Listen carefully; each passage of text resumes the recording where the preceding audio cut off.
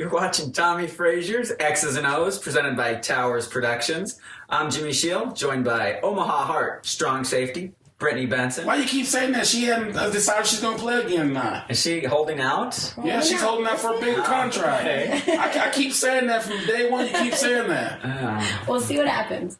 You don't pay attention to people. I just kind of know what's going to happen. I know her little game. She plays games, Tommy. Well, we all know that. Well, unfortunately, the game the Huskers played yesterday was far from flawless and sort of didn't really test Michigan State as 5 turnovers, tough to win a game, Tommy. Yeah, it is tough, and even last week we said that if we turn the ball over too much, we're going to lose this game. You can't give a team like Michigan State, whose offense is not the glamorous one out there, but it's kind of like a blue collar where they just run the ball, move, one field position. They chewed up clock. And when you have a short field of work, you're going to put points on the board, and that's what happened.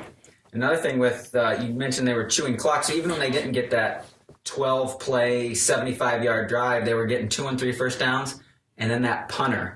Right. Special teams. Special I don't teams know what I won was the saying game yesterday all day. Special teams. Special teams won the game for them because he changed the field position. When Nebraska did go out there and stop him, he pinned Nebraska back deep a lot, and that's big on a day like yesterday to when you got two teams battling, and one special team is not doing anything. And I think I tweeted that yesterday. Why in the hell can we not return a punt? You know, it's here it is. You got college kids, you got whatever. I look at TV and I see all these other teams returning punts, and it seems like we're just fair catching them and fumbling. So something has to change because our special teams actually are not helping us right now. Yeah, I think, we've talked about this on the show many times, and, a well-coached team by special teams, and both ways yesterday.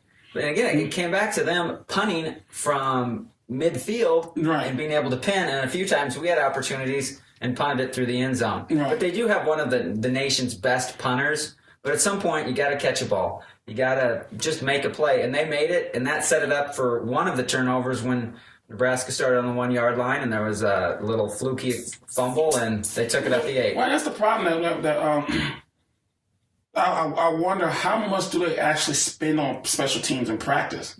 Because there's 3 phases to a football game when you got the offense, your defense, but how much do you spend practicing special teams? And Coach Osby always say special teams are usually anywhere from a 7 to 14 point difference in the game. And you saw yesterday, it was about that. Yeah, and it's kind of same song, different verse through the whole last few years. But offensively, Tommy struggled a little, made some plays. But what do you think? Yeah, I think the one thing that disappointed me now was ball security. And I could understand throwing an interception, but fumbling the ball, especially when you're trying to run the clock out late in the half and you're fumbling the ball, give the ball right back to them, and they go down and score. That's unacceptable. And so I just think that the paying attention to details on ball security, I think there's a lack there because the ball is just on the ground too much. And I think we fumbled the ball a couple more times, but we got it back. So we just got to they got to focus on that football. I don't care if you don't get any yard, but don't turn over, punt the football, and give your defense a legitimate chance. Because the defense has been playing better. Did they play flawless yesterday? No, because they gave up a couple big plays that they shouldn't have given up. But when you're giving the ball over that deep into your territory and asking them to go out there and stop them from scoring, it's almost impossible. Yeah, and we've been critical on this show about Amir Abdullah's ball security, but the last 3 games, he's the one I want the ball in the hand every time. And because he hadn't turned the ball over.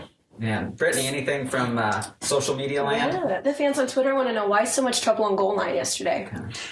Offense or defense? I think they meant offense. Well, I just think it's just a different. The thing that by you being a spread offense, and when you get down the goal line, now you're trying to bring it back in. It makes it a little tougher on the offense, and if you used to doing something one way, it's hard to go back and try to do the opposite.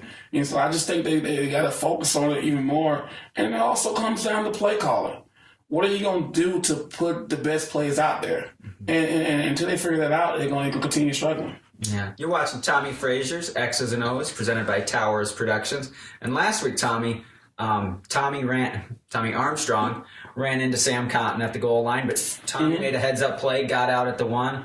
But this week, when the mishap happened, weren't as fortunate. But it comes down they're under center, fullback. There's just so many different plays and formations. The problem with that is that, once again, when you're not used to getting up on the center, not used to getting up on the center, and you're taking the snap of the quarterback, there's different angles you take. And when you have a fullback, there's different angles you got to take to make sure you get out of the way. And that it just comes from reps. And I'll be lying if I sit here and say that never happened to me, because it did.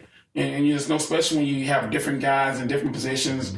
Tommie's still young, so he has to learn the angles to come out. And the fullback needs to learn the angles. And the one way you can offset that by not getting is offset the fullback. No, offset the fullback. And that way there is not a chance for him going straight back running into him. But when you don't do it enough, things like that are going to happen. There's no excuse for it, but they do. You just realize they do happen.